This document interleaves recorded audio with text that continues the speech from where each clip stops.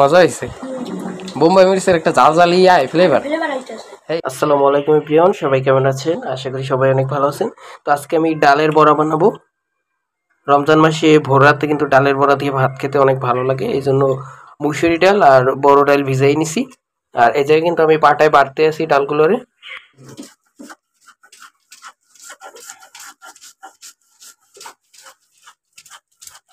ডালগুলো আমার বাটা হয়ে গেছে। এখন থানকুনি পাতা কিনে আনছিলাম, থানকুনি পাতাগুলো ডাইলের লগে বাটতে লবো।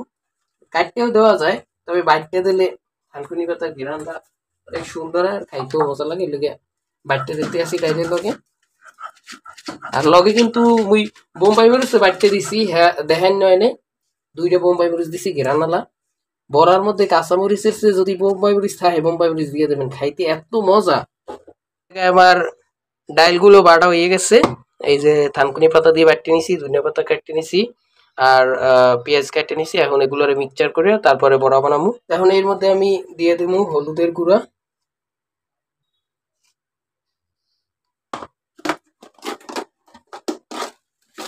লবণ স্বাদ মতো, দিয়ে দেবো ধনিয়া পাতা, দিয়ে দেবো বেশি করে পেস্ট। বড়ার ভিতরে পেস্ট একটু বেশি দিলে বড়া খাইতে মজা লাগে। বেশি করে পেস্ট দিয়ে এখন আমি এগুলোর মিক্সার করবো। সুন্দর করে কসলাই কসলাই মিক্সার করবেন, তাইলে বড়াটাও তেমনি সুন্দর হইবে, তেমনি খাইতেও মজা হইবে। এখানে কসলাই কসলাই মিক্সার করতে আসি। মিক্সচার করা হয়ে গেছে, দেখছেন কত সুন্দর একটা কালার আইছে। আরে বড়া ভাজলে যে কি মজা লাগবে। এখন আমি এরকম একটু সময় রাখতে দেবো 10 মিনিট, এরপর আমি ভাজবো এটারে। এখন বড়াগুলোরে ভাজবো, এর লগে তাওয়ায় তেল দিয়ে লইছি।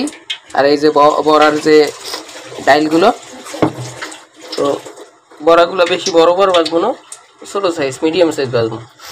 বেশি বড় ভাজলে ভিতরে হয় না, অনেক সময় কাঁচা থাকে।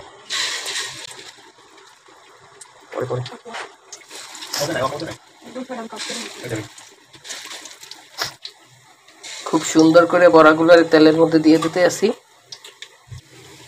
এখানে 1 খোলা বড়া দিয়ে দিছি, দেখছেন কতগুলো দিয়ে দিছি 1 খোলার মধ্যে। তো আমাকে তাওয়াটা অনেক বড়, এর লেগে 1 খোলা বিমা নামাইছে।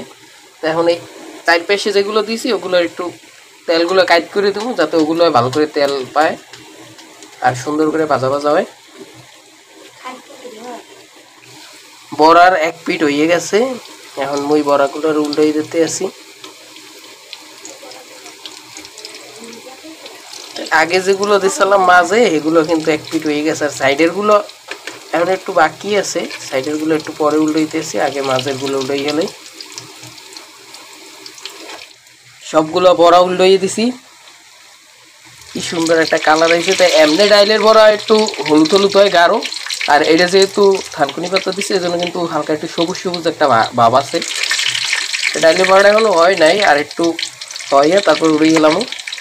ঠিক আছে, এখন উড়ে গেলাম। বাইক না প্লেটটা ধরতো আটটু আঁকার সামনে, এই যে করে দাঁড়িয়ে বড়গুলো আরে উড়ে গেলাম। এই যে একটা কাগজ দিয়ে লইছি, যাতে তেল যেটুক থাকবে ওই কাগজটায় শুষে নেবে।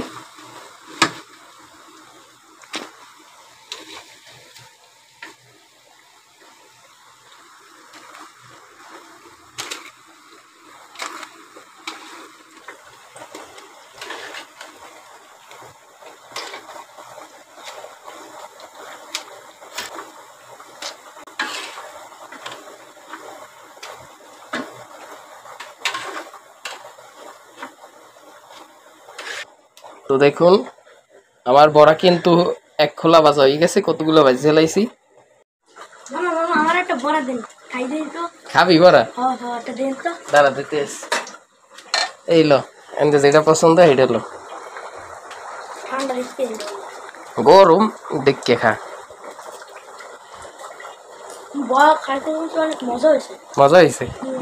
বোম্বাই মরিচের একটা জাল জালিয়ে ফ্লেভার। হ্যাঁ খা খা।